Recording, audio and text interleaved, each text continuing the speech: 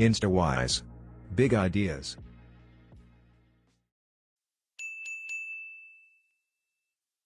I read the story. It was an autobiography, if I remember correctly, of the captain. I might be wrong about that, but I've got the basic story right. Well, they had a shipwreck in the Antarctica. And then they were there for a whole year in the Antarctica, you know, and none of them died. Not one. He didn't lose a single man.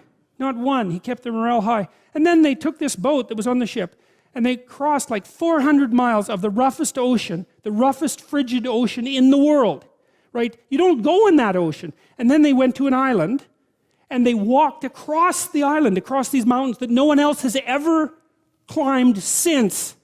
And they went to the city on the other side of the island and they got a boat and they went and rescued their compatriots and everyone survived.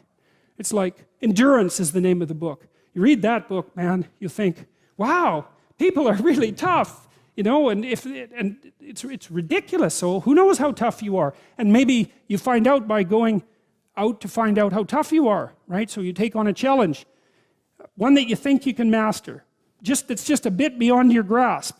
And you master it, and then you're a little tougher, and you think, hey, that worked out pretty well. And so then you're more of a monster.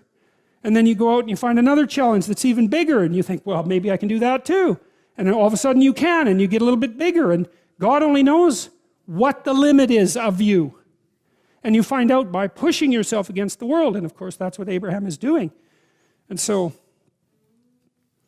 see, we're very pessimistic, us modern people. You know, we're pessimistic about humanity, that's for sure. Dismal, wretched, planet-destroying, cancer on the planet, right? As the Club of Rome described us so pleasantly back in the 1960s, you know?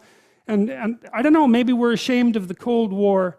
Maybe we're ashamed of all the destruction in the 20th century and the hydrogen bomb and the, you know, the continuing catastrophes of our societies. And we're deeply ashamed of that and ashamed of ourselves personally. But it's a hell of a thing to, you know, call us a cancer on the planet. There's just no excuse for that, because what you do with cancer is eradicate it.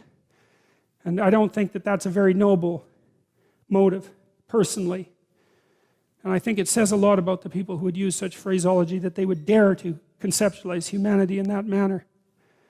But you know, it would be nice if we could be optimistic. And I think, again, the problem with being optimistic is that it's naive. So then the question is there an optimism that's not naive? And I think there is. And the optimism that's not naive is in just a visualization of how strong people can be. So one of the things that I tell people, I've told my students in my class, in Maps of Meaning, here's a goal. You want to be the person at the funeral of your father that everyone can rely on. How would that be? You want to be the person who's broken and useless and adding to the misery in the corner. And look, I'm not making light of people's grief. You know, I understand grief. But who do you want to be when there's a crisis? Right? Do you want to be the person that everyone can turn to for strength? It's like, why the hell not? Why not that as a goal? That'd be a good goal, because then if there's a crisis, and there will be, it won't be such a bloody crisis, because there'll be someone there that can deal with it.